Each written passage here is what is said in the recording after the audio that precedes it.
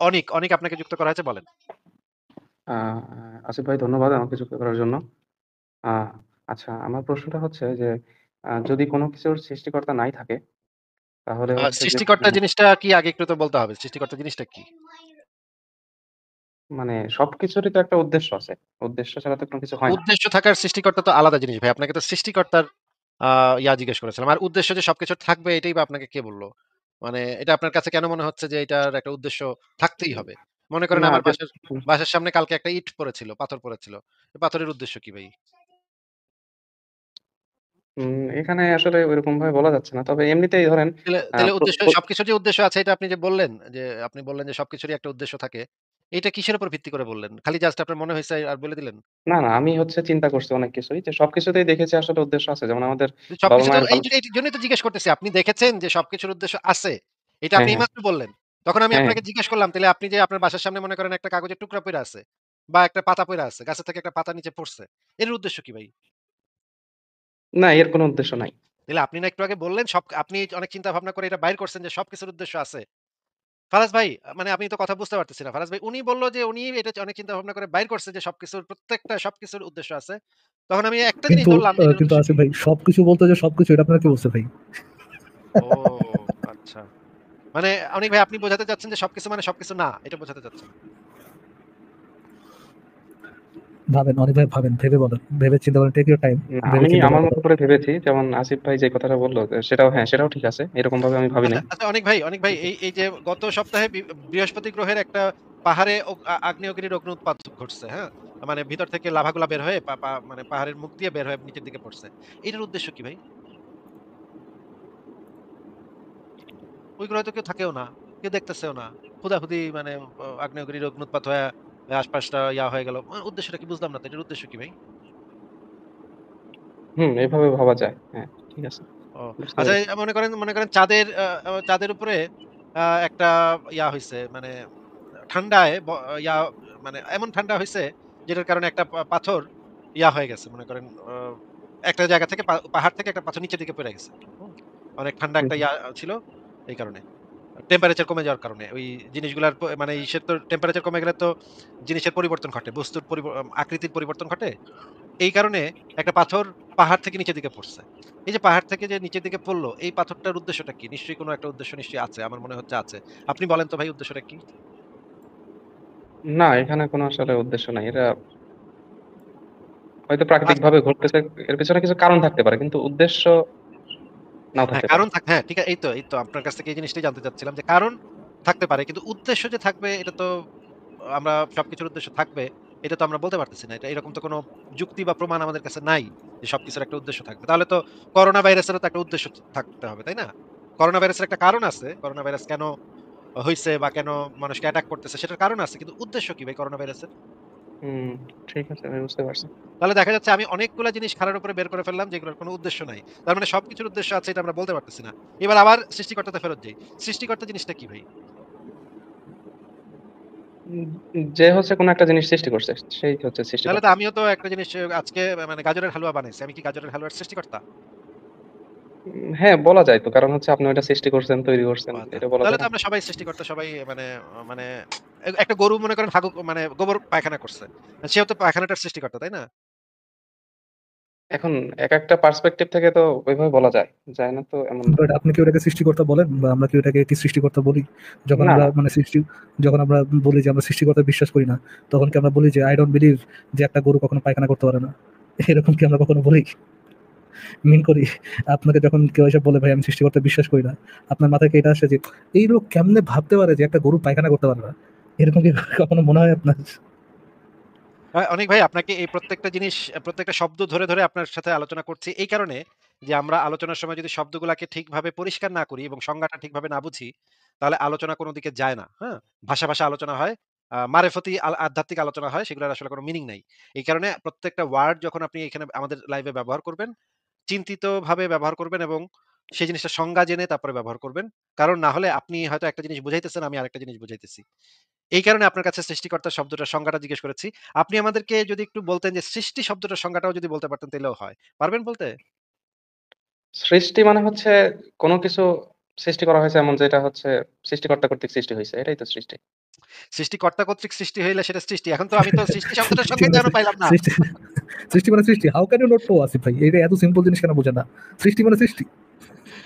ভাই যদি আপনি একটা জিনিসের সংজ্ঞা দিতে যখন দেবেন অনিক ভাই, তখন ওই হুম, শব্দটা দিয়ে গঠিত অন্য আরেকটা শব্দ সেখানে সেই সংজ্ঞার ভিতরে থাকতে পারবে না। থাকলে সেই সংজ্ঞাটা বোঝা যাবে না, বোধগম্য হবে না। কারণ আমি তো এখন পর্যন্ত সৃষ্টি শব্দটার সংজ্ঞাটা খুঁজতেছি। আপনি বলতেছেন সৃষ্টিকর্তা যেটা বানাইছে সেটা সৃষ্টি। আরে সৃষ্টিই তো এখনো বুঝি নাই। তাহলে সৃষ্টিকর্তা যেটা বানাইছে, এই যে সৃষ্টিকর্তা, এই শব্দটা তো আমার মাথায় ঢুকবে না ভাই। কারণ আমি তো এখন পর্যন্ত সৃষ্টি শব্দটার সংজ্ঞাটাই জানি নাই। তাইলে সৃষ্টিকর্তা জিনিসটা কি এটা আমি কেমনে বুঝবো? এবং সৃষ্টিকর্তা যেটা বানাইছে এটাই বা কেমনে বুঝবো? আপনি যখন সৃষ্টি শব্দটার সংজ্ঞাটা দেবেন তখন তো এই সংজ্ঞাটা ইন্ডিপেন্ডেন্ট হইতে হবে। মানে আত্মনির্ভরশীল হইতে হবে। ওই শব্দটার সংজ্ঞাটা যদি ওই শব্দটার উপরে নির্ভর করে, তাইলে তো সংজ্ঞাটা হইল না ভাই। কথা বুঝতে পারতেছেন আমার? হুম, হুম, বুঝতে পারতেছি। মনে করেন আমি আপনাকে জিজ্ঞেস করলাম আক্কাসের বাসা কই ভাই? আপনি বললেন আক্কাসের বাসা করিমের বাসার সামনে। আমি বললাম করিমের বাসা কোথায়? করিমের বাসা আক্কাসের বাসার সামনে ভাই। আবার বললাম তাহলে আক্কাসের বাসা কই ভাই? বললেন করিমের বাসার সামনে ভাই। আরে ভাই করিমের বাসা কোথায়? আরে ভাই আক্কাসের বাসার সামনে। আরে আশ্চর্য, আমি তো কোন অ্যাড্রেস পাইলাম না এখন পর্যন্ত। এতক্ষণ কনভারসেশন হইলো, আমি কোন অ্যাড্রেস পাইলাম না। খালি শুনলাম আক্কাসের বাসা হইতেছে করিমের বাসার সামনে, করিমের বাসা হইতেছে আক্কাসের বাসার সামনে। মা আমি এখন ওই বাসা খুঁজে পাবো কেমনে? আমি আক্কাসেরও চিনি না, করিমেরও চিনি না। আপনি আমাকে যখন চিনাইতেছেন তখন আপনি বলতেছেন যে করিম যে করিমের বাসার সামনে হইতেছে আক্কাসের বাসা। আরে আমি তো করিমেরও চিনি না। করিমের বাসা কোথায়? করিমের বাসা যখন জিজ্ঞেস করলাম আপনি বলতেছেন আক্কাসের বাসার সামনে। ভাইরে আমি তো চিনলাম না তো ভাই। আমি তো যেই মানে অ্যাড্রেসটা আপনি দিবেন সেটা তো ইন্ডিপেন্ডেন্ট হইতে হবে। মানে আত্মনির্ভরশীল হইতে হবে। আত্মনির্ভরশীল না হইলে আমি তো সেই বাসাটা চিনা খুঁজে বাইর করতে পারব না। আপনি কি আমার কথা বুঝতে পারতেছেন ভাই? জি ভাই, বুঝতে পারতেছি। আসলে যেকোনো সংজ্ঞা দিতে গেলে ওই রিলেটেড টার্ম ইউজ করে সংজ্ঞাটা দিতে হবে। হ্যাঁ, আমি একটা আরেকটার সাথে মানে জড়িয়ে ফেলতেছি, যার কারণে হচ্ছে আপনি হয়তো আহ, ব্যাপারটার জন্য আমার আমার কথাটা বুঝতে পারেন নাই। তাহলে আপনি আরেকবার একটু ট্রাই করেন সৃষ্টি শব্দটার সংজ্ঞাটা একটু দেন। সৃষ্টি শব্দটা হচ্ছে যেটা হচ্ছে তৈরিকৃত, সেটাই সৃষ্টি। আচ্ছা তাহলে তো আমি মনে করেন এই যে একটা চেয়ার, হুম। মানে কাঠ কাইটা একটা চেয়ার বানাইছি। তাহলে তো আমি একজন সৃষ্টিকর্তা নাকি? কাঠ মিস্ত্রিদের কি আপনি সৃষ্টিকর্তা বলেন?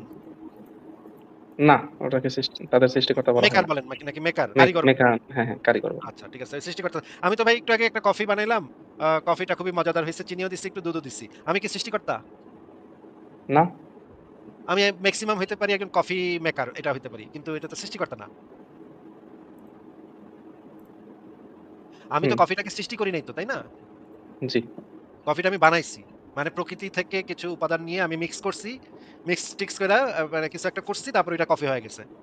এটা তো আমি বানাইছি, তৈরি করছি, বানাইছি বা প্রাকৃতিক কোনো একটা বস্তুর রূপান্তর ঘটাইছি। রূপান্তর ঘটায় আমি আরেকটা ফর্মে নিছি সেটাকে, বস্তুটার হ্যাঁ, আরেকটা ফর্মে নিছি। আমি তো সেটাকে সৃষ্টি করি নাই, তাই না? জি। আমি তো কোনো সৃষ্টিকর্তা না, তাই না? হুম। আমি সেটাই বলছি তাহলে যে এই তাহলে জগতের। হুম। সৃষ্টি শব্দটার সংজ্ঞাটা আবার একটু দেন। বানাইলেই যে সে সৃষ্টিকর্তা হবে, আপনি তো এখন বলতেছেন যে তৈরি করলেই সেটা সৃষ্টিকর্তা না। আপনি যে কিন্তু একটু আগে আপনি সৃষ্টি শব্দটার সংজ্ঞা দিয়েছিলেন, কেউ যদি মানে কোনো কিছু যদি তৈরি হয় তাইলে তৈরি হইলে, এখন আমরা জানলাম যে তৈরি হইলে সেটা সৃষ্টি না। কারণ আমিও তো চাটা বানাইছি, আমিও তো কফি বানাই, আমি আজকে বিরিয়ানি বানাবো, মানে তরকারি রান্না করব। সেগুলো তো তাইলে সৃষ্টি হয়ে যায়। সেগুলো তো সৃষ্টি না। এগুলো হচ্ছে তৈরি। সে সেগুলো হচ্ছে রান্না করা বা তৈরি করা বা রূপান্তর ঘটানো, এগুলো হইতে পারে। এখন আবার একটু ট্রাই করেন ভাই। সৃষ্টি শব্দটার সংজ্ঞাটা এখনো পাইলাম না তাহলে। আবার একটু ট্রাই করেন। আরেকটা বলেন। ভাই, আপনি বলে দিলে মনে হয় ভালো হয় একবারে। আচ্ছা আমি বলে দেই, সৃষ্টি শব্দটার সংজ্ঞাটা যেটা হওয়া উচিত সেটা হচ্ছে প্রকৃতি থেকে কোনো উপাদান সংগ্রহ না করে কোনো একটা অনস্তিত্বশীল কিছু যদি অস্তিত্বে আসে, তাহলে সেটাকে সৃষ্টি বলা হয়। এখন বলেন আমার সংজ্ঞাটা ঠিক আছে কিনা? হুম, ঠিক আছে এটা। মানে সেটার মানে মূল বৈশিষ্ট্য হবে প্রকৃতি থেকে উপাদান সংগ্রহ করা যাবে না। প্রকৃতি থেকে যদি উপাদান সংগ্রহ করা হয় তখন সেটা তৈরি হয়ে যায়। তখন রূপান্তর হয়ে যায়, তৈরি হয়। রূপান্তর হয়ে যায়, হ্যাঁ। কিন্তু সেটার সৃষ্টি হয় না, সৃষ্টি থাকে না, তাই না? জি। আচ্ছা তার মানে প্রকৃতি থেকে কোনো কিছু নেয়া যাবে না এবং অনস্তিত্ব থেকে অস্তিত্বে আসতে হবে। তাইলে এটাকে সৃষ্টি বলা যায় নাকি? হুম, সেটাই। তাহলে আপনি মহাবিশ্বে আমাদেরকে এমন একটা উদাহরণ দেখান যেটা সৃষ্টি হইছে। মহাবিশ্বের যত উপাদানগুলা ১ম অবস্থায় যদি চিন্তা করা যায়, সবগুলা তো আসলে মানে এমনি এমনি তো তৈরি হয় নাই। এমনি, আমার এমনি তো মনে হয় কেউ আরকি। কেউ আপনাকে বলে নাই যে এমনি, এমনি তৈরি হয়েছে। আপনাকে বলেছি যে মহাবিশ্বে এমন একটা জিনিস দেখান যেটা প্রকৃতি থেকে কোনো উপাদান সংগ্রহ না করে অনস্তিত্ব থেকে অস্তিত্বে এসেছে। জাস্ট একটা এক্সাম্পল দেখান। আমি গ্যারান্টি দিতে পারি পারবেন না। আচ্ছা, আমি যদি বলি সূর্য, হ্যাঁ? সূর্য যেটা সৃষ্টি হইছে, তো এটা কিভাবে এটা। সূর্য সৃষ্টি হয় নাই, সূর্য রূপান্তর ঘটছে। সূর্যের রূপান্তর ঘটছে।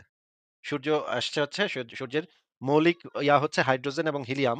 এই হুম, জিনিসগুলা যখন বিগ ব্যাং এর শুরু হইছে তখন যেই পরিমাণে হাইড্রোজেন, হিলিয়াম তৈরি হইছে সেগুলা দ্বারা এই নক্ষত্রগুলা তৈরি হইছে। বিভিন্ন নক্ষত্র সেই সময় বা পরবর্তী সময়ে বিভিন্ন নক্ষত্র এবং এই যে সৌরজগতের মতো আরো অনেকগুলা আছে সেগুলা গ্যালাক্সি সেগুলা তৈরি হইছে বিগ ব্যাং এর পরে। সেটা অবশ্যই প্রকৃতি থেকে উপাদান সংগ্রহ করেছে।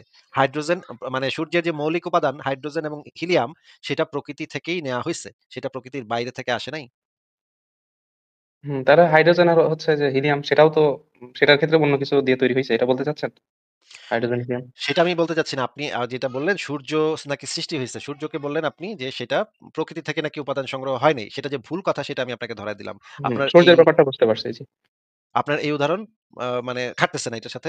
হুম, হুম। সূর্য যে সৃষ্টি হইছে এটা আপনি বলতে পারবেন না। কারণ সূর্যের উপাদানগুলা প্রকৃতি থেকে নেয়া। তাহলে এখন আরেকটা উদাহরণ দেন। না, ওই যে আপনি বললেন যে হাইড্রোজেন আর হিলিয়াম। তো হাইড্রোজেন, হিলিয়ামও তো তাইলে হচ্ছে মানে বিগ ব্যাং এর কথা যদি বলেন তাহলে বিগ ব্যাং একমাত্র যেই উপায় যার মাধ্যমে সবকিছুই আসলে আ মানে রূপান্তরিত হইছে। আপনি মানে মানে স্কুল কলেজে যে বিজ্ঞানের মানে ১ম পয়লা পাঠ যেটা হয় সেটা হয় শক্তির অবিনশ্বরতার সূত্র। এটা পড়েছেন আপনি? জি, পড়ছিলাম তো। এই সূত্রটা কি ভাই?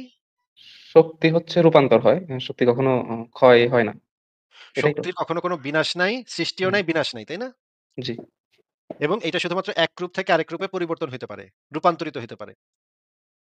হুম, হুম। এবং আইনস্টাইনের তত্ত্ব থেকে আমরা যে জিনিসটা জানি যে, আমরা যেই মহাবিশ্ব দেখি সেই মহাবিশ্ব হচ্ছে শক্তির একটা রূপ। মানে শক্তি পদার্থে পরিণত হইতে পারে, পদার্থ আবার ভেঙে শক্তিতে পরিণত হইতে পারে। যেটার উদাহরণ আমরা এটম বোমা বানানোর সময় আমরা দেখছি যে, পদার্থকে কিভাবে শক্তিতে রূপান্তরিত করতে হয়, আবার শক্তি থেকেও পদার্থে রূপান্তরিত হতে পারে। যে জিনিসটা হুম, আইনস্টাইন প্রমাণ করে দিছে। জি, জি। E equal to mc square সূত্রের মাধ্যমে এটা আমরা বুঝতে পারি।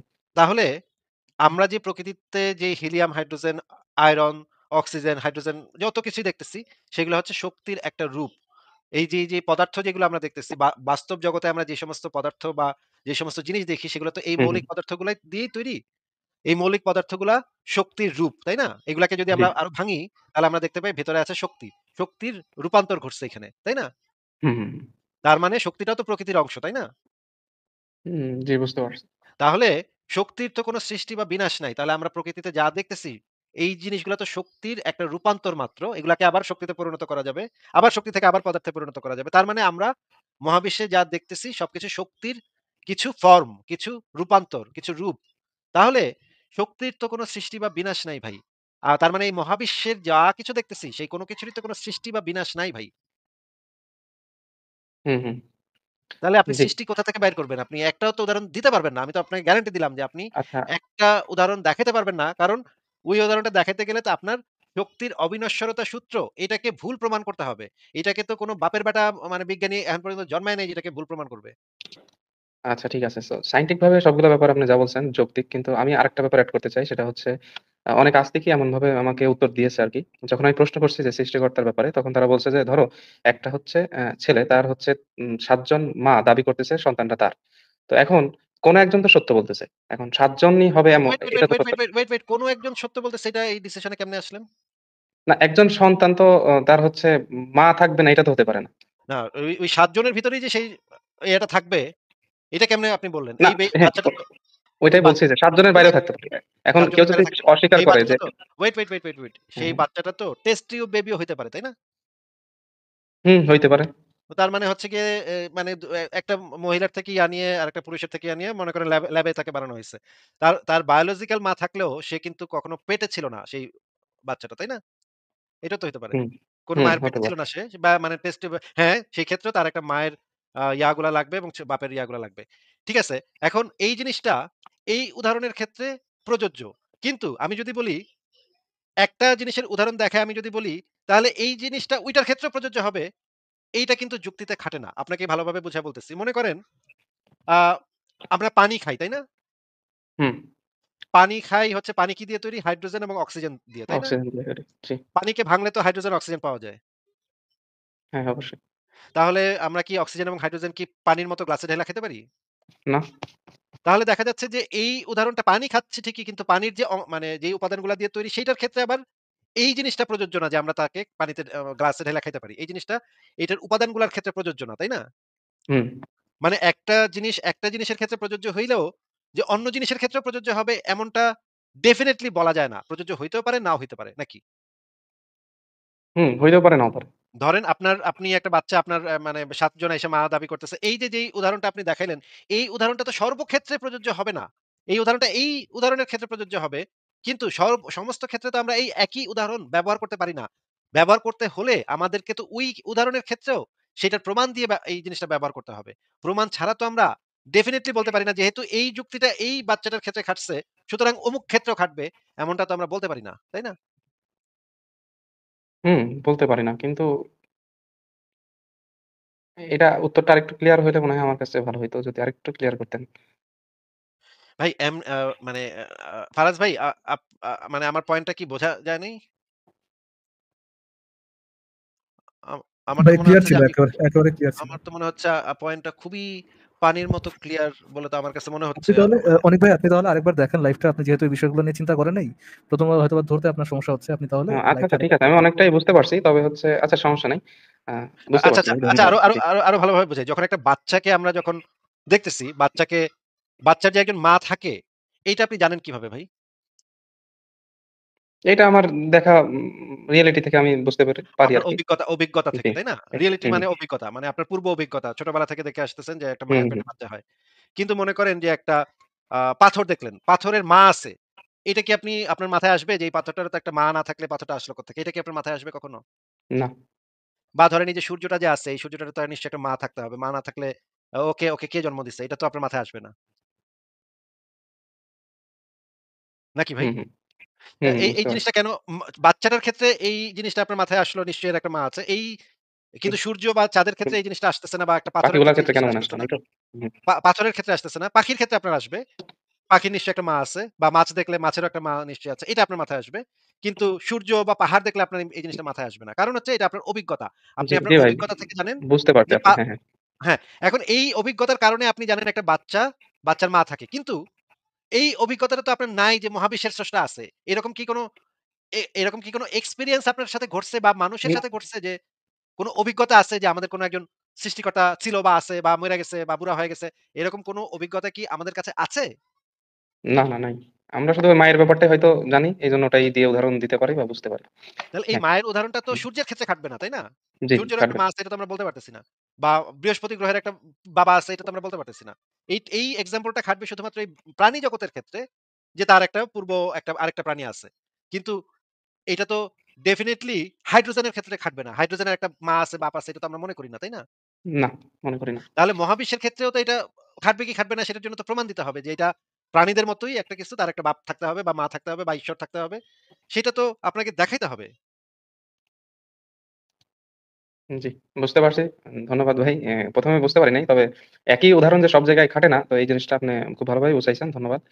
আরেকটা ছোট্ট প্রশ্ন ভাই করব? হ্যাঁ, হ্যাঁ বলেন। আচ্ছা, প্রশ্নটা হচ্ছে যে মানে আমরা হচ্ছে দেখা যায় যে ধরেন আখিরাতে বা পরকালে বিশ্বাস করি না। তো আমার প্রশ্নটা এরকম যে আমরা কেউ কালো, কেউ ফর্সা, কেউ হচ্ছে অসুস্থ, কেউ খুবই সুস্থ, কেউ সুন্দর, কেউ হচ্ছে অনেক টাকা-পয়সার মালিক, কেউ আবার হচ্ছে খুবই গরিব। তো এই যে একটা মানে আমাদের অসামঞ্জস্য করে সৃষ্টি করা হইছে সৃষ্টিকর্তা কর্তৃক। মানে প্রথমত এই সৃষ্টিকর্তা নাই, এটা আপনাদের কনসেপ্ট বা আপনারা যারা সংশয়বাদী আছি তাদের ক্ষেত্রে এইগুলা। কিন্তু না এই যে আমাদের একটা কনসেপ্টটা হচ্ছে ভাই একটু কারেকশন হুম, আছে। জি, আমাদের কনসেপ্ট হচ্ছে সৃষ্টিকর্তা বা এরকমের কোনো অলৌকিক সত্তা আছে এরকম কোনো প্রমাণ বা যুক্তি নাই। এগুলা হচ্ছে অন্ধবিশ্বাস। জি, এগুলা কিছু মানুষ অন্ধবিশ্বাস করে কিন্তু এগুলার পেছনে কোনো ভ্যালিড প্রমাণ, ভ্যালিড যুক্তি কিছুই নাই। এগুলা জি, জাস্ট কিছু কেতাব-টেতাবে লেখা আছে। প্রাচীনকালে নাকি গুহা-টুহার ভিতরে এগুলা নাকি মানুষে পাইতো এগুলা এডি। বহু লোকই মানে লাখ, লাখ লোক আছে প্রাচীনকালের যারা এগুলা পাইছে। একেকজন একেক কথা কইছে। একজনে কইছে শুয়োরের মাংস খাওয়া যাবে, আরেকজন বলছে শুয়োরের মাংস খাওয়া যাবে না। একজন বলছে মদ খাওয়া যাবে, আরেকজন বলছে মদ খাওয়া যাবে না। একই আল্লাহ নাকি মানে একটু পরে ভিন্ন কথা বলছে তাদেরকে। তো এই সমস্ত আমরা এনালাইসিস করে দেখছি এগুলা বেশিরভাগই ভুয়া কথা। আমরা এখন পর্যন্ত এমন কোনো কিছু পাই নাই যেটা মানে একদম গ্যারান্টি দিয়ে প্রমাণ করে বা গ্যারান্টি বাদ দিলাম। কোন একটা সামান্য এভিডেন্স আমরা পাইনি যে এটা ঈশ্বর আছে এরকম কোন প্রমাণ দেয়। তার মানে আমাদের কাছে আমরা প্রমাণ পাই নাই এটার। এবার বলেন। ঠিক আছে, বুঝতে পারছি। তো এখন এই যে এইভাবে সৃষ্টি করা হইছে বা এইভাবে আমরা মানুষ যারা আছি, তো এখন এই যে এর একটা মানে বিচার বা কেউ যদি অন্যায় করে, ধরেন হচ্ছে কেউ ১০০ টা খুন করছে। তো এখন তার শাস্তি স্বরূপ দুনিয়াতে সর্বোচ্চ হয়তো তাকে ফাঁসি দেওয়া হইলো বা তাকে কতল করা হইলো। কিন্তু সে কি উপযুক্ত শাস্তি পাইলো? বা আমরা যারা এরকম আমরা এরকম আমাদের মধ্যে যারা কেউ ধনী গরিব, কেউ কালো ফর্সা। তো এর যে একটা সমাধান, চিরস্থায়ী একটা সমাধান হওয়া দরকার কিনা? বা আ এরকম ভাবে। হ্যাঁ, চিরস্থায়ী সমাধানটা যে হওয়া দরকার এটা কি আপনার মনের ইচ্ছা? যে এটা হওয়া দরকার নাকি? মানে ব্যাপারটা এরকম যে একজনের মানে একটা ন্যায় বিচার কিন্তু হইল না। মানে আমার মনে হয় আরকি মানে ন্যায় যে বিচার বলতে আপনি কি বোঝাচ্ছেন বুঝতেছি না। মনে করেন করোনা ভাইরাসে কলিমুদ্দিনের ছোট একটা বাচ্চা ছেলে ৬ মাস বয়সী বাচ্চা ছেলে মইরা গেছে। হুম, এখন সে যদি করোনা ভাইরাসের উপরে জুতা দিয়া পিটায় ৩ ঘন্টা। করোনা ভাইরাস এত্ত বড় সাহস তুই আমার বাচ্চারে মারছস। তোরে আজকে ফাইড়াই ফেলামু আমি, হ্যাঁ? এটা বইলা হুম, করোনা ভাইরাসের একটা ইয়া নিয়ে এটারে অনেক পিটাইলো, জুতা পেটা করলো অনেকক্ষণ। কিন্তু এটাতে কি ন্যায় বিচারটা হইল? না হইল না তো। বা মনে করেন একটা মানে কক্সবাজারে একটা ফ্যামিলি থাকে। তারা খুব ভদ্র, ভালো, ভালো মানুষ, সৎ পথে চলে। কিন্তু মানে সুনামি হইল, সুনামি হয় তাদেরকে ভাসায় নিয়ে গেল, সবাই মরে গেল পরিবারের। এই পরিবারের সাথে কি ন্যায় বিচার হইল? না হয় নাই। তো আমি এটাই জানতে চাচ্ছি আসলে এই ন্যায় এখন বিচারটা। এখন এই হ্যাঁ, যে ন্যায় বলেন। বিচার যে আপনি করতে চাচ্ছেন, এইটা এই সুনামিরে আপনি কি করবেন? বা করোনা ভাইরাসে না আপনি কি করতে তাকে চান? তো কিছু করা যাবে না। না করলে আপনি ন্যায় বিচার হইল কোথায়? ঠিক আছে, সবই ঠিক আছে কিন্তু বা ধরেন ব্যাপারটা। আপনি হ্যাঁ, সুন্দরবনে ঘুরতে গেছিলেন, একটা বাঘ আইসা আপনারে খায়া ফেলাইল। এখন এই বাঘটারে পিটাইলে লাভ আছে? বাঘের তো না, কাজই এটা। বাঘ তো মানে ক্ষুধা লাগলে সে তো হাতের সামনে যা পাবে সে এটা খায় নিবে। তার কাছে মাংসটা ভাল লাগলে সে খায় নিবে। এখন এটা তো তার ক্ষুধা। এখন এই বাঘরে আপনি কি করবেন? বাঘরে আপনি ন্যায় বিচার কেমনে করবেন এখানে? না এখানে তো ন্যায় বিচার করার সুযোগ তার পাওয়া মানে যাবে না। ন্যায় বিচারটা হচ্ছে আমাদের মানব সমাজের একটা ধারণা, যেটা আমরা আমাদের মানব সমাজে এপ্লাই করি। প্রকৃতিতে তো এটা এপ্লাই করে লাভ নাই তো। মনে করেন বন্যা হইল। বন্যার সাথে আপনি কেমনে ন্যায় বিচার করবেন? বন্যারে কি পিটাইবেন? না বন্যারে জেল দিবেন নাকি বন্যারে ফাঁসি দিবেন? যাবজ্জীবন দিবেন? মানে রিমান্ডে নিবেন? কি করবেন বন্যারে? বন্যারে কি করলে বন্যার ন্যায় বিচারটা হইব? বড়দের এরকম খরা দিয়ে উড়াই দিবেন ভাই। মানে এখানে তো কিছু করার নাই তো ভাই। প্রকৃতিতে তো এই ন্যায় বিচারের কনসেপ্ট খাটে না তো ভাই। ন্যায় বিচারের কনসেপ্টটা খাটে শুধুমাত্র আমাদের মানুষদের ভিতরে। একটা মাছ মনে করেন আপনার পায়ে কামড় দিচ্ছে। এখন এটারে কি ন্যায় বিচার করবেন? মাছরে আপনি কি করবেন এখানে? করার কি আছে? আপনি মানে একটা ওষুধপত্র লাগাইতে পারেন। কিন্তু এখানে মাছরে পিটায় লাভ নাই তো। মাছ তো জানেও না, মাছ তো বুঝবেও না যে এখানে কি হইল। হুম, ন্যায় বিচারের যে জি। ধারণাটা, আর সেই যদি ধারণাটা ন্যায় আমাদের বিচার করাইতে চান তাহলে তো জাস্টিফাইড ধরেন অনিক ভাই আমি আপনার ক্ষতি করছি, হ্যাঁ? আমি আপনার ক্ষতি করছি। তাহলে ন্যায় বিচারটা আপনি মানে যদি এরকম মানে কার উপর আপনার প্রতিশোধ দিতে হয় তাহলে কার উপর আপনার প্রতিশোধ দিতে হবে ভাই? আমি আপনার ক্ষতি করলাম। ন্যায় বিচারে কি করা উচিত? আমার পানিশমেন্ট হওয়া উচিত না? হুম, দেন আপনি যে কথাটা বললেন যে কাউকে ছোট, কাউকে বড়, কাউকে ধনী, কাউকে গরিব, কাউকে ফর্সা, কাউকে শ্যামলা, কাউকে আলফা, কাউকে বেটা এরকম করে বানাইছে। এখন হুম, হুম। এটার যদি ন্যায় বিচার চান, এটা কে বানাইছে? দৃষ্টিকোণ থেকে মানে আপনার দৃষ্টিকোণ থেকে আপনার আল্লাহ বানাইছে। তাহলে যদি ন্যায় বিচার চান তাহলে পানিশমেন্টটা কার হওয়া উচিত? মনে করেন অনেক ভাই আপনার মনে করেন এটা আমরা চাই না কেউই। কিন্তু বুঝছে মনে আসিফ করেন ভাই, উনি বুঝছে অ্যান্সারটা দেখ। কার হওয়া উচিত অনিক ভাই? না এটা ঠিক আছে। তবে হচ্ছে দেখেন এই ব্যাপারটা কার যদি হওয়া কেউ। উচিত? না, এটা ঠিক হ্যাঁ, আছে যে বুঝি নাই কোনটা ঠিক আছে, কার হওয়া উচিত তাহলে মানে পানিশমেন্টটা কার হওয়া উচিত? পানিশমেন্ট কার হওয়া উচিত এটা বলার আগে আমি ছোট্ট একটা কথা বলে নেই যদি কিছু মনে না না করেন। না, সেটা আগে হচ্ছে যে আগে বলেন পানিশমেন্ট কার হওয়া উচিত, তারপরে ব্যাখ্যা করেন, সমস্যা নেই। কোনটা কেউ যদি অন্যায় করে থাকে, জি। হ্যাঁ অন্যায় করে থাকলে পানিশমেন্ট তারই পাওয়া উচিত। এখন আপনাকে যে বললেন আপনি যে ন্যায় বিচার চাচ্ছেন, কাউকে বড় করছে, কাউকে ছোট করছে, কাউকে লম্বা করছে, কাউকে খাটো করছে, কাউকে আলফা করছে, কাউকে বেটা করছে, কাউকে সুন্দর করছে, কাউকে অসুন্দর করছে, কাউকে সাদা করছে, কাউকে ফর্সা করছে, কালো করছে। এখন এই কাজগুলো যে করলো এবং আপনি যে এটাতে ন্যায় বিচার চাচ্ছেন, ন্যায় বিচার চাইলে এখানে পানিশমেন্টটা কার হওয়া উচিত? আপনার বলা ভাষ্য এই মতে অবস্থা আপনি বোঝাতে চাচ্ছেন সৃষ্টিকর্তার পানিশমেন্ট হওয়া উচিত এরকম কিছু বুঝতে আমি আপনার বুঝতে কাছে পারছি। জিজ্ঞেস করতেছি, আমি আপনার কাছে আমার অভিমত অভিমত চাপাই দিচ্ছি না, আমি আপনার কাছে জিজ্ঞেস করতেছি কার হওয়া উচিত। একটু আগে তো আপনি বললেন যদি আমি ক্ষতি করি আপনার, তাহলে হুম, আমার পানিশমেন্ট হওয়া উচিত। আল্লাহ যে অসমতা করলো, আল্লাহ যে বৈষম্য করলো, হ্যাঁ, এই বৈষম্যের হ্যাঁ জন্য বৈষম্য। বৈষম্য বিরোধী আন্দোলনের আন্দোলনে কার হওয়া উচিত, কার পানিশমেন্ট হওয়া উচিত? জি ভাই বুঝতে পারছি ব্যাপারটা। আচ্ছা, কি আচ্ছা বুঝছেন? আরে ভাই কি ফারাজ বুঝছেন ভাই কি? উনি উত্তর দিবে না, না উত্তর দিবে না। আমি একটা আমি প্রশ্ন ছোট্ট করতে চাই। আমি প্রশ্ন করতে ছোট্ট চাই একটা। ওইটা এড করি। আচ্ছা অনেক যে ভাই বৈষম্য সৃষ্টি করছে সেই কিন্তু জিনিসটা সমাধান দিতে পারবে। ব্যাপারটা এরকম না? ওমা তার কাছে আপনি সে সে সমাধানের জন্য যাবেন? বাহ! ধরেন হয়তো সে। আপনার আমি ভাই অনেক ভাই আপনার আমি থাপ্পড় মারলাম, হ্যাঁ, কানটা চায় থাপ্পড় মারলাম আমি আপনারে, পরে পরে আপনি বিচার করতে যান, আমি আপনার টাকা দিয়ে দিলাম, এটা কি সঠিক বিচার হইলো? মনে করেন একটা না, ললিপপ কেনার টাকা দিয়ে দিল। থাপ্পড় দেওয়ার পর একটা ললিপপ কেনার টাকা দিয়ে দিল, "যা ললিপপ খাগা। খায়া মজায় থাক।" তাহলে কি আপনি খুশি হবেন না? না এটা খুশি হওয়ার কিছু নেই। হয়তো এটা একটা পরীক্ষা সিস্টেম হতেই পারে। আচ্ছা, আমি। অনিক ভাই আমি একটা প্রশ্ন করতে চাই জি। যে মনে করেন এখানে একটা ওনার প্রতিবন্ধী দরকার নেই ভাই, উনি একটু আগে যেটা নিয়ে জ্বালাচ্ছিল আর কি, হ্যাঁ, যে আমার তো একটা ন্যায় বিচার দরকার, ন্যায় বিচার দরকার। এখন তার ন্যায় বিচার দরকার নেই ভাই, এটা তো ওদের পরীক্ষার অংশ, মেনে নিতে হবে। ন্যায় বিচার যে দরকার নাই এটা আরো উনি বলবে। অনেক ভাই আমাদেরকে বলবে। না, দেখেন ন্যায় ফারাজ বিচার ভাই, দরকার ফারাজ আছে, ভাই কেন একটু দরকার নেই? ফারাজ ভাই একটু দাঁড়ান। উনি যে ন্যায় বিচারের চলে গেল নাকি? আয় হায়! এ কি চলে গেল দেখি। আমি তো উনার মুখ থেকে বাইর করতাম যে ন্যায় বিচারের যে দরকার নাই। এটা উনি আমাদেরকে আপনার আজকে আপনার এক্সাইটমেন্ট দেখে ভয় পেয়ে গেছে ভাই। সেই লেভেলে এক্সাইটেড হয়ে গেছে না? না আচ্ছা, আচ্ছা, অবশ্যই, আচ্ছা, আচ্ছা। অবশ্যই, অবশ্যই। অনেক ভাই আপনি কি শুনতে পাচ্ছেন? হ্যাঁ, ভাই শুনতে পাচ্ছি। আমার হচ্ছে বাটনে প্রেস হয়ে কেটে গেছিল। আচ্ছা, আপনার মুখ থেকে আমি বের ওকে। করব যে ন্যায় বিচার আসলে দরকার নেই। বুঝছেন? আপনি আমাদেরকে বুঝায় বলবেন এটা একটু পরে। তো একটু অপেক্ষা করেন। আপনাকে আমি কয়েকটা প্রশ্ন করি। মনে করেন যে একজন আ প্রতিবন্ধী বাচ্চা, এই বাচ্চাটা যে প্রতিবন্ধী হইলো এবং সারা জীবন এই প্রতিবন্ধকতা নিয়ে জীবনযাপন করলো। কথা বলতে পারল না, সে মানে ঠিকভাবে খাইতে পারল না। অনেক কষ্টকর জীবন একটা। পুরা জীবনটাই একটা কষ্টের জীবন। এটা তো অবশ্যই আমরা সবাই এটা জানি যে একটা প্রতিবন্ধী শিশুর কিভাবে কাটতে পারে। তাদের বাবা-মায়েরও কত কষ্টের ভিতর দিয়ে যাইতে হয়। এখন অনিক ভাই এই প্রতিবন্ধী ছেলেটাকে প্রতিবন্ধী কে বানাইছে? প্রতিবন্ধী কে বানাইছে? আচ্ছা। যে তাকে তৈরি করছে সে বানাইছে। আপনার বিশ্বাস অনুসারে আল্লাহই তো তাকে হুম। প্রতিবন্ধী করছে নাকি? হ্যাঁ, হ্যাঁ। তো বিচারটা তার এখানে আপনার কি ন্যায় বিচারের কোনো প্রয়োজন নাই? আপনি মনে করতেছেন আল্লাহর এখানে উম আল্লাহর কোনো শাস্তি আল্লাহর উপরে কোনো শাস্তি প্রয়োগ আল্লাহকেও প্রতিবন্ধী বানায়া কিছুদিন পৃথিবীতে রাইখা দেখ বেটা তোর কেমন লাগে? এরকমের কোনো বিচার বা শাস্তির কোনো দরকার নেই। না, ব্যাপারটা এরকম না। মানে মুসলিম ধর্মের মতে হচ্ছে আল্লাহ হচ্ছে সুপিরিয়র। তো হচ্ছে সে পরীক্ষা সিস্টেমের মাধ্যমে এগুলা করতেছে হয়তো। কারণ একটা আমরা চাই। জি, প্রতিবন্ধী শিশু আ হুম। তার যে পরীক্ষাই হোক না কেন, একটা প্রতিবন্ধী শিশুর যে প্রতিবন্ধকতা, তার যে মানে কষ্ট, এই কষ্টটার জন্য দায়ী তো আল্লাহই। তাহলে আপনি যে ন্যায় বিচারের কথা বললেন, বিচারটা তো আল্লাহর হওয়া উচিত। আল্লাহকে শাস্তি দেওয়া উচিত এটার জন্য, তাই না? জি, এটা তো আপনি বলতেছেন এভাবে। তো আমি তো বলতে পারি না। কারণ এখন পর্যন্ত আমি বিশ্বাসী। আর আপনি আমি বিশ্বাসী ঠিক আছে, কিন্তু আপনি তো ন্যায় বিচারের যে দাবিটা করতেছিলেন জি। একটু আগে, যে ন্যায় বিচারের যে দাবিটা করতেছিলেন একটু আগে, সেই দাবিটা অনুসারে তো মা আল্লাহর মানে কি বিচার উনি হওয়া উচিত। উনি বোঝাচ্ছে উনি বিশ্বাসী দেখে যেখানে উনি দেখতেছেন যে আল্লাহর দোষ সেখানে উনি আল্লাহকে পানিশমেন্ট দিবেন না।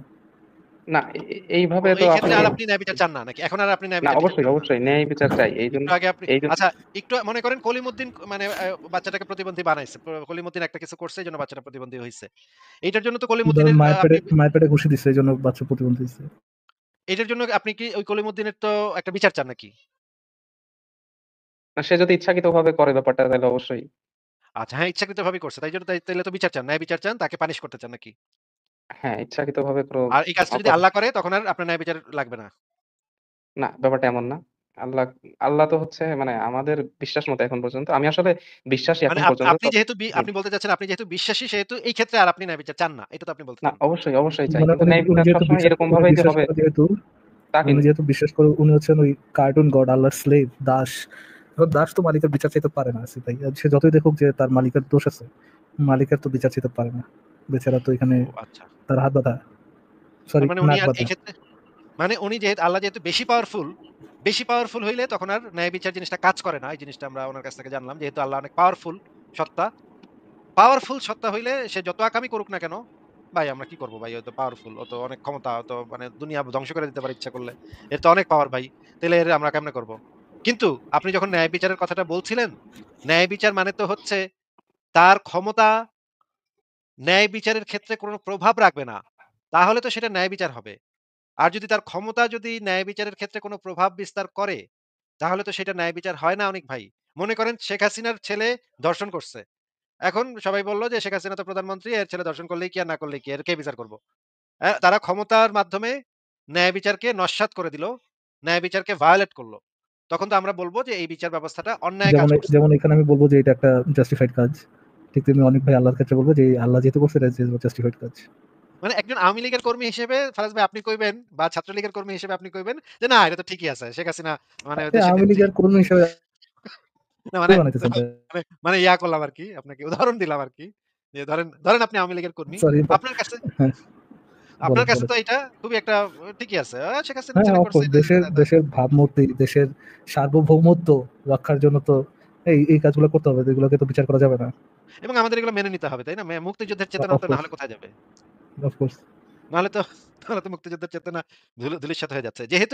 যেহেতু যদি মানে মানে ধরেন আক্কাস উদ্দিন ছাত্রলীগ করে, সেহেতু তো তার তো কিছু করার নাই। নেতৃত্ব মানতে হবে। আমাদের অনেক ভাই হইতেছে সেরকম একজন স্লেভ যার নিজস্ব কোনো চিন্তা নাই, নিজস্ব কোনো বুদ্ধি নাই।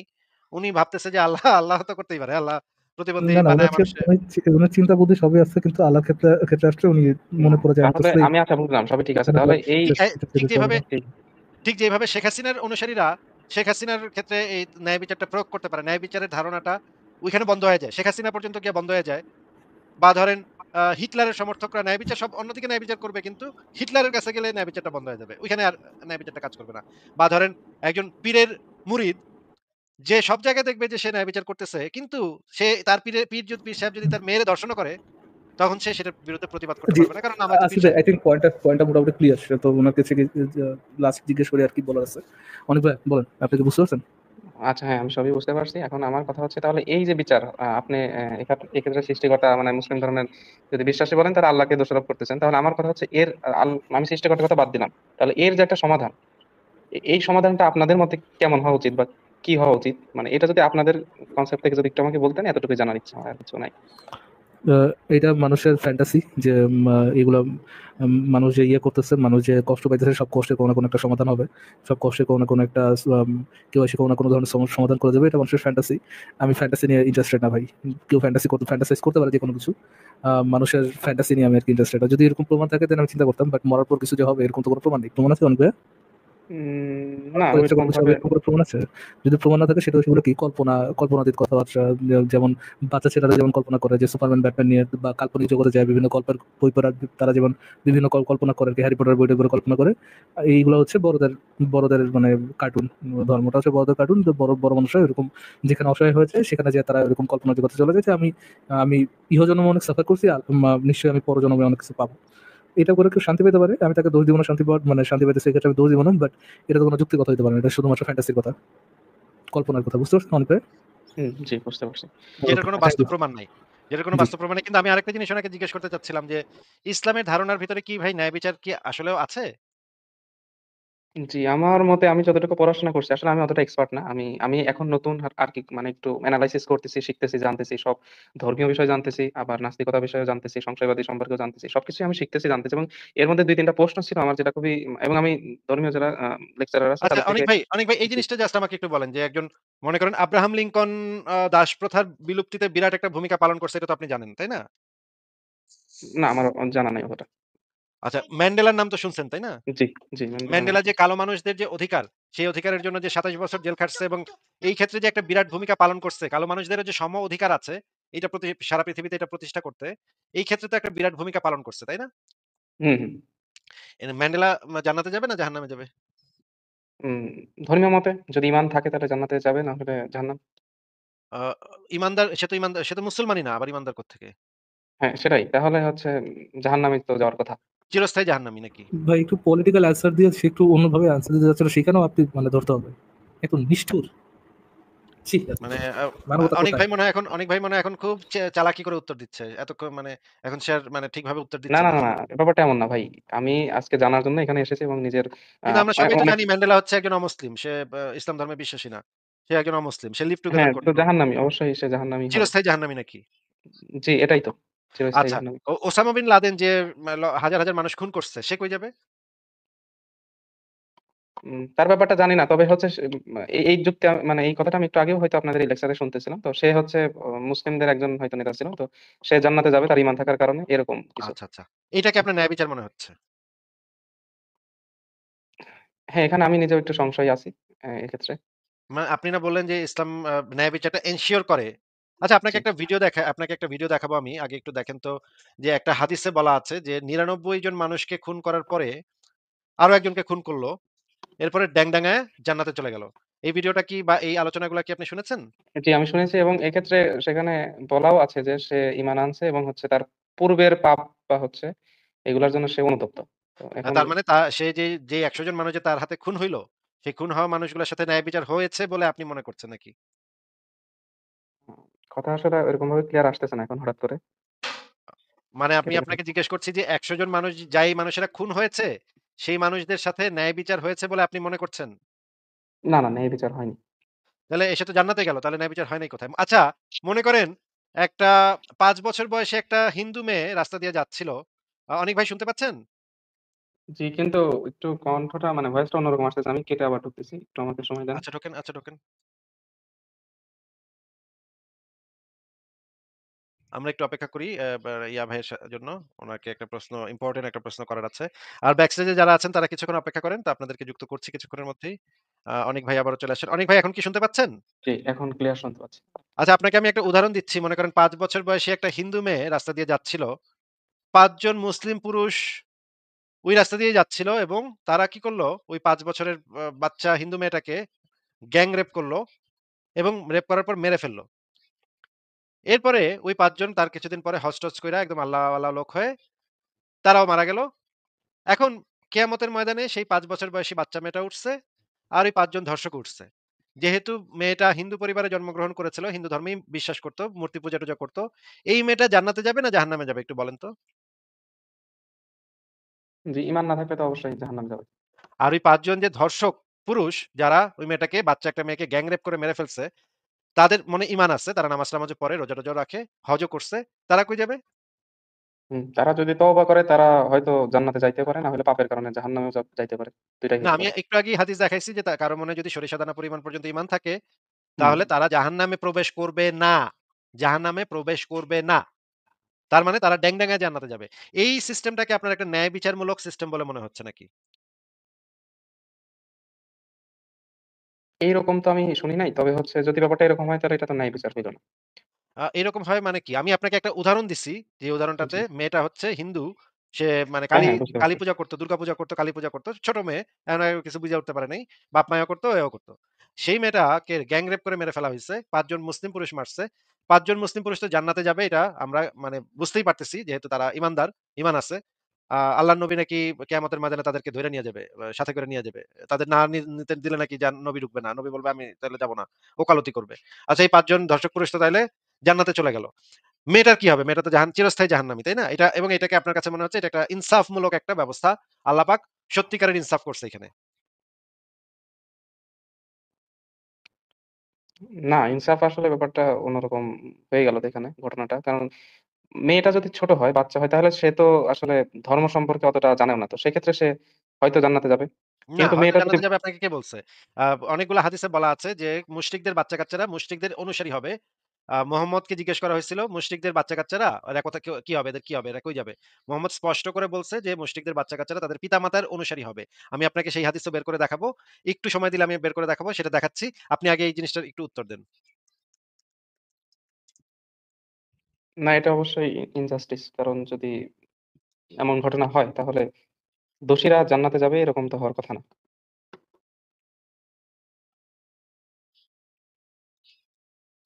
আচ্ছা, আমি সেই হাদিসটা একটু বের করি। আপনি একটু দেখেন।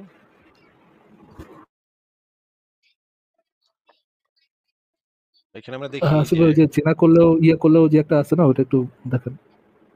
আচ্ছা, এই হাদিসটা একটু পড়েন তো ভাই। এখানে কি লেখা? এই যে সহিহ মুসলিম ইসলামিক ফাউন্ডেশন। আ আচ্ছা, এটা না। আ আচ্ছা, ভুলটা বের করছি। আমি বের করতেছি দাঁড়ান।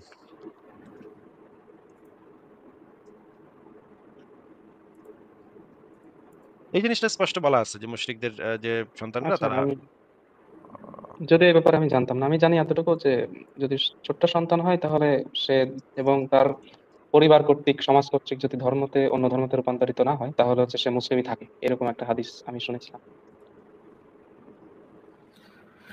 আরে ভাই, ধরেন একটা ১৪ বছরের মেয়ে। আর ১৪ বছরের মেয়ে তো আপনাদের সে অনুযায়ী আছে ভাই, আমি কি একটু কমপ্লিট করবো আছে ভাই? হ্যাঁ, হ্যাঁ, বলেন। ধরেন ১৪ বছরের একটা মেয়ে, ১৪ বছরের মেয়ে তো আপনাদের ধর্ম অনুযায়ী একটু অ্যাডাল্ট মেয়ে, তাই না? অ্যাডাল্ট মেয়ে না? ১৪ বছরের মেয়ে একটা অ্যাডাল্ট মেয়ে না?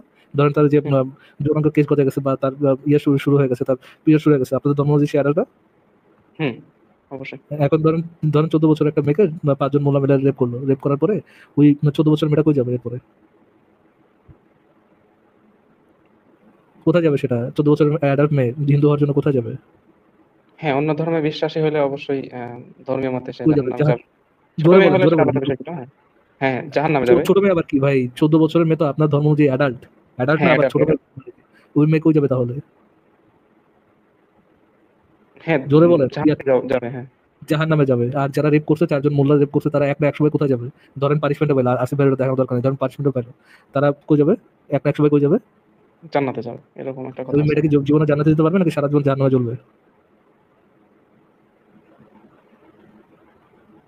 হ্যাঁ, ঈমান না থাকার কারণে সে জাহান্নামে থাকবে। আর তারাও হচ্ছে জাহান্নামে আজীবন থাকবে আজীবন যতক্ষণ। জাহান্নামে হ্যাঁ, আজীবন জাহান্নামে থাকবে, তাই না? হ্যাঁ। এটা আপনার ধর্মের জাস্টিস। আপনি এই জাস্টিসের কথা বলতেছেন আসলে। এই মুলাখায় আপনারা মানে বলতেছেন যে ইসলামে ইনসাফ করে। আচ্ছা ফারাজ ভাই, আমি এই হাদিসটা একটু দেখায় নিই। কারণ এই হাদিসটা একটু দেখানোর দরকারও আছে।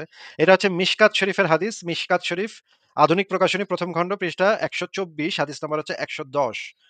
ইয়া ভাই, অনিক ভাই আমাদেরকে এই হাদিসটা যদি একটু পড়ে শোনাইতেন কষ্ট করে। কোনটা এটা? ১১০ পড়ে শোনান। হযরত আলী রাদিয়াল্লাহু তাআলা আনহু হতে বর্ণিত, তিনি বলেন হযরত খাদিজা রাদিয়াল্লাহু তাআলা আনহা রাসূলুল্লাহ সাল্লাল্লাহু আলাইহি সাল্লামের কাছে তার পূর্ব স্বামীর, ওটা কি লেখা আছে আমি আসলে ক্লিয়ারলি দেখতে পাচ্ছি না। ঔষধজাত ঔরসজাত। ও ঔরসজাত দুটি সন্তান সম্পর্কে জিজ্ঞাসা করলেন। তারা জাহিলিয়াতের যুগে মারা যায়। তারা জান্নাতি কি জাহান্নামী? হুজুর জবাবে বললেন, তারা জাহান্নামে। জাহান্নাম। জাহান্নামে। হযরত তারা কি আলী শিশু বলেন, ছিল? তারা কি শিশু ছিল? এখানে কি শিশুদের কথা বলা হয়েছে নাকি কিশোরদের কথা বলা হয়েছে? না, এখানে শিশুদের কথা তো বলা হয় নাই। এখানে তো শিশুদের কথাই বলা হয়েছে। আচ্ছা ঠিক আছে, ২ টা পড়েন, পড়েন। সন্তান সম্পর্কে জিজ্ঞাসা করেন। ২ টা সন্তান। এখন শিশু তো উল্লেখ করা নাই। আচ্ছা ঠিক আছে, পড়েন, পড়ে যান। একটু পরেই পরিষ্কার হবে। হযরত আলী বলেন, হুজুর সাল্লাল্লাহু আলাইহি সাল্লাম হযরত খাদিজা খাদিজার বাচ্চাদের ব্যাপার শোনার পর, বাচ্চা, হ্যাঁ, বাচ্চার এখানে কথা কি লেখা বলতে, এখানে কি লেখা ভাই? জি, বাচ্চাদের কথা হুম, বলা, তাই না? তার মানে ওই সন্তানরা ছোট বাচ্চা ছিল নাকি? হ্যাঁ, এখানে বাচ্চাদের কথাই তো বলা হইছে। আচ্ছা তাহলে ওই বাচ্চা অবস্থাতেই মারা গেছে যারা, তারা কই যাবে ভাই? জাহান্নামে? এটা কে বলছে? আমি বলছি না মোহাম্মদ বলছে? আচ্ছা, এই হাদিসের রেফারেন্স বা হচ্ছে মানে এখানে এটা কি হাদিস তো না? নাকি? হ্যাঁ, হাদিসের নাম-টাম সব আমি বলে দিছি শুরুতেই। আচ্ছা পড়েন, শেষ ও, করেন। আচ্ছা। কোথা থেকে? হ্যাঁ, চেহারার বিষণ্ণতা ভাব দেখে বললেন, তুমি যদি তাদের অবস্থান দেখতে, তাহলে তুমি ওদের বাচ্চাদের থেকে বিতৃষ্ণ হয়ে পড়তে। এরপর হযরত খাদিজা জিজ্ঞেস করলেন, আপনার ওইটা কি ওরসে ঔরসে, লেখা আছে? ঔরসে, হ্যাঁ, ঔরসে। ওরসে। আসলে আমি মোবাইলে ছোট স্ক্রিনে দেখতেছি তো পড়তে কষ্ট হচ্ছে। ওরসে আমার যেসব আচ্ছা আমি বলতেছি শুনেন। সন্তান এরপর হযরত জন্মগ্রহণ খাদিজা করে জিজ্ঞেস মারা গেছে। করলেন, শুনেন, জি। আমি বলতেছি শুনেন। এরপর হযরত খাদিজা জিজ্ঞেস করলেন, আপনার ঔরসে আমার যেসব সন্তান জন্মগ্রহণ করে মারা গেছে, মানে খাদিজার ঔরসে মুহাম্মদের যেসব সন্তান জন্মগ্রহণ করে মারা গেছে, কাসিম, আব্দুল্লাহ, ওদের বাচ্চা অবস্থা কি? অবস্থায়, হ্যাঁ, বাচ্চা বাচ্চা অবস্থায় মারা গেছে, অবস্থায়। তাদের অবস্থা কি? জি। হুজুর বললেন তারা জান্নাতে আছে। তারপর হুজুর বললেন মুমিন ও তাদের সন্তানরা জান্নাতে এবং মুশরিক ও তাদের সন্তানরা কোথায়? জাহান্নামে। এরপর তিনি তেলাওয়াত করলেন অনুবাদ, যারা ঈমান এনেছে এনেছে তার সন্তানেরা তাদের অনুসরণ করেছে, আমি তাদের সন্তানকে জান্নাতে ওদের সাথে রাখবো। সূরা তুর আয়াত ১২। আচ্ছা। চমৎকার হাদিস বললাম, কত চমৎকার ন্যায় বিচার। যে মুহাম্মদের ঔরসে যেই বাচ্চারা জন্মাইছে, সেই বাচ্চারা এখনো বাচ্চা। যারা এখনো ধর্ম কি, ইসলাম কি, নবী কি এগুলা কিছু বুঝে না। তারা ড্যাং-ড্যাঙে জান্নাতে চলে গেল। আর খাদিজার আগের ঘরের যে বাচ্চারা মানে একজন মুশরিকের ঔরসে জন্মাইছিল, তারা বাচ্চা অবস্থায় মারা গেছে, তারা জাহান্নামে গেল। ওয়াও ভাই! চিরস্থায়ী জাহান্নামে, কত চমৎকার, চিরস্থায়ী কত জাহান্নামে আছে চমৎকার ভাই। কত চমৎকার ন্যায় বিচার। এই ন্যায় বিচার, এই ইনসাফের ধারণা নিয়ে আপনি আমাদেরকে জিজ্ঞেস করতে আসছেন যে ভাই নাস্তিকতা নিয়ে মানে আপনারা নাস্তিক হলে আমরা ন্যায় বিচার কই পাবো? না আপনারা আ নাস্তিক হলে ন্যায় বিচার কই পাবেন, এটা আরকি জিজ্ঞেস করতেছিল। Very good. ভেরি না, গুড, আমি আসলে ভেরি হ্যান্ডসাম। জানতে চাইছি আরকি এটার বিচারটা ধর্মীয় মতে একরকম ব্যাপার। তাহলে যদি ধর্মীয় ছাড়া হচ্ছে ব্যাপারটা অন্যরকম হয়, তাহলে এর ধর্মীয় বিচারটা মতে এটা কোথায়? কি জাস্টিস হলো অনেক ভাইয়া? একটু সিম্পলি বলুন তো, এটা কি কোনো জাস্টিস হলো? এই বিচারটা যদি আমি করতাম, এই বিচারটা যদি আল্লাহর বদলে আমি করতাম, আপনি কি এটাকে ন্যায্য বিচার বলতেন? ন্যায় বিচার বলতেন? অনেক ক্ষেত্রে এই ব্যাপারগুলো এরকম আমি দেখতেছি। আসলে আমি নিজেও বলতেন বুঝতেছি কি না ভাই? সঠিকটা। ভাই অনেক ভাই এই প্যাচের নামে জি। কথা বলেন কেন ভাই?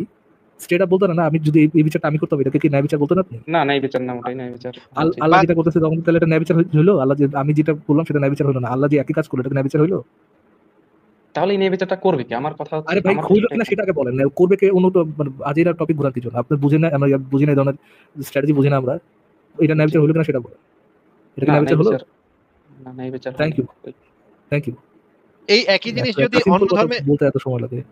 ফারাজ ভাই, এই একই টাইপের মানে কথা যদি একটা অন্য ধর্মে, যেটা অনেক ভাইয়ের পৈতৃক ধর্ম না, অন্য ধর্মে ভাই থাকতো, আমার কথা বলছি না, যখন আমার কথা বলছি তখন তো ঠাপ করে বুঝে ফেলাইছে সে। না ন্যায় বিচার হয় নাই। দেন আল্লাহ করতেন ভাই, আল্লাহ না করলে কে করবে ন্যায় বিচার? এই জিনিসটা তারপরে ফারাজ ভাই এটলিস্ট বলছে অদ্ভুত যে মুখ লাগে। থেকে বের করছে, এটা মুখ থেকে যে এটলিস্ট তারপর বের করছে। Thank you very much. Thank you অনেক ভাই। আপনি ইয়ে হইলেও ইতস্তত করলেও মুখ থেকে বের করছেন। Thank you. থ্যাংক ইউ না, না, আপনাদের আমি গড যে ন্যায় বিচারক না, ন্যায় বিচার তিনি করেন না। এটা এটলিস্ট আপনি বলতে পারছেন। আমি কংগ্রাচুলেশন। হচ্ছে সত্যটা ফারাজ ভাই, জানার জন্য না, না, আমি আমি এই চেষ্টা করছি জিনিসটা আরকি। আমার কাছে অদ্ভুত লাগে যে এই একই টাইপের ঘটনা যদি অন্য ধর্মের ধর্মগ্রন্থে লেখা থাকতো, অনেক ভাই কিন্তু খুব সহজেই বোঝা যাইত যে এটা তো অন্যায়। এটা তো ওই ধর্মে মানে মনে করেন হিন্দু কেতাবে এটা লেখা আছে। অনেক ভাই সাথে, সাথে বুঝে ফেলতো যে হ্যাঁ, এটা তো ভাই ভালো না। এটা তো কি বা কি সব মানে অবিচার এগুলা। হ্যাঁ, দেবতাদের অবিচার। কিন্তু যেই এটা ইসলামের এবং যেইটা মুহাম্মদের সেই এটাও নিয়ে তখন ইতস্তত মানে কথা মুখ থেকে বাইর হচ্ছে না। মানে না ভাই এটা তো মানে এমনে। এই যে মানে মন জি, জি, জি, জি। মানসিকতাটা এইটাই তো বুঝি না ভাই। এটাই তো বুঝতে পারতেছি না ভাই। এইটা তো ভাই এতদিন ধরে দেখে আসেন, বায়াসনেস থেকেই বের হওয়াটা টাফ আরকি। বাট থ্যাংক ইউ আসিফ ভাই, অনেকক্ষণ বুঝাইছে তাকে এবং আই হোপ সে ফাইনালি বুঝতে পারছে। এবং বুঝতে পারছে দেখে তো বলে গেছে আরকি, না এটা ন্যায় বিচার না। এইটাই বা কতজন বলে। হ্যাঁ, ঠিক আছে। ফারাজ ভাই তাইলে